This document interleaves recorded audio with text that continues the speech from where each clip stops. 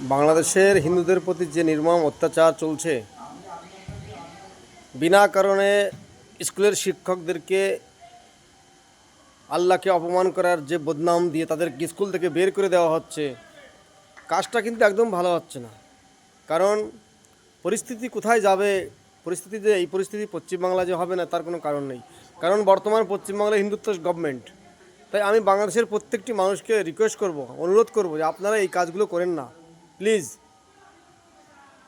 খেলার বিষয় নিয়ে আর অনেক বিষয় নিয়ে বলছেন যে এটা আল্লাহও জানে না, একটা বিড়াল জানে খেলার খবর না, আল্লাহও জানে না। এই কথা বলি না। তো আপনার প্রধান শিক্ষক তো বলছে যে হ্যাঁ মৃদুল এই কথা বলছে, তা আপনি প্রধান শিক্ষককে মিথ্যা বলেন? না, আমি বলছি কি যে আমাকে ওরা বলছে সিলেবাসটা দেখাই দেন বইটা। আমি কইছি কি বই 50 টাকায় দেবো, উপরে তুলে প্রশ্ন আসবে।